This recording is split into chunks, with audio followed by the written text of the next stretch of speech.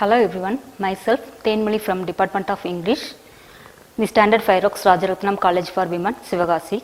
Welcome to this video. So in this video, we are going to see about a prose, Travel by Train, written by John Biden Priestley. First, we see about the author introduction. John Biden Priestley, the son of a schoolmaster, was born on 13th September 1894 in Bradford and educated at Trinity Hall, Cambridge. He was a well-known English novelist, dramatist, scriptwriter, social commander and critic. During World War II, he became a very popular broadcaster on BBC radio. An adept radio speaker, he had a wide audience for his patriotic broadcasts during World War II and for his subsequent Sunday evening programs. Next, we see about his writing skills. Priestley is a talented essayist. He has a very keen sense of observation, which is reflected through his essays and critical works. He has written a number of essays. Established as a prose stylist, his essays are remarkable for the personal tenderness and literary informality. His style has an appealing ease and naturalness. He is very accurate in his use of words.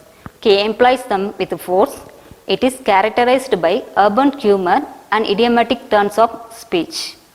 Next, we see about the prose, Travel by Train. The essay, Travel by Train, is selected from Papers from Lilliput. It is a delightful piece of prose. It is filled with light-hearted humor. The essay depicts how common experiences in life are full of humor. In his work, Priestley describes a train journey. He gives us a wonderful description of his fellow travelers during his journey by a train. Priestley describes a middle-aged woman, the heavy carriers, the non-stop eaters, the noisy children, the cranks, the innocent people, the mighty sleepers, and an elderly man. So here we have the first traveler, a middle-aged woman. Priestley describes her as a person with a rough voice and a face of aggressive.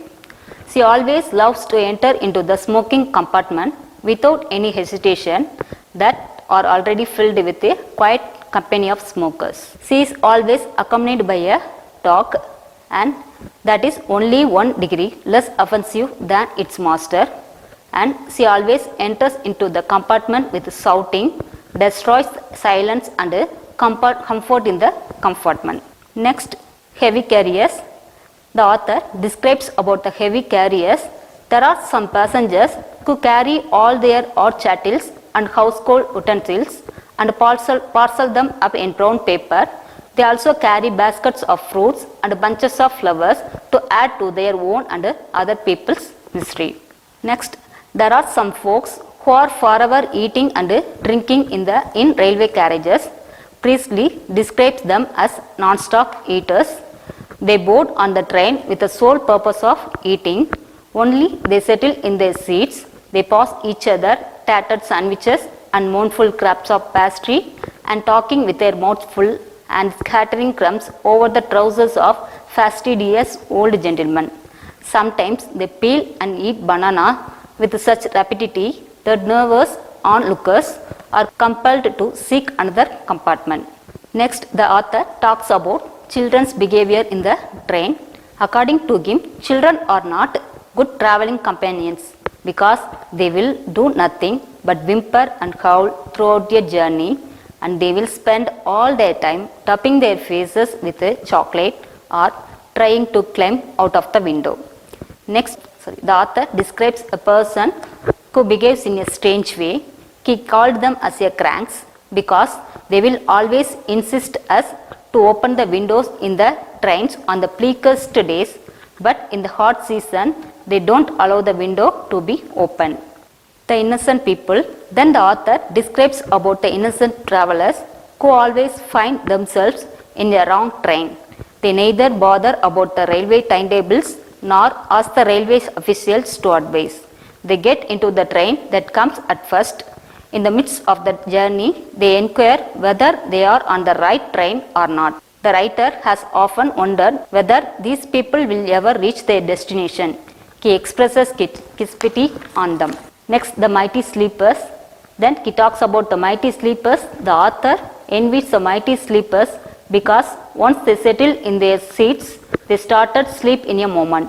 2 minutes or so from their destination, they wake up, rub their eyes, collect their packages and go out alert and refreshed. According to the author, seafaring men are good companions on a railway journey. They are always ready for a pipe or a crack with a man, and there is usually some entertaining matter in their talk.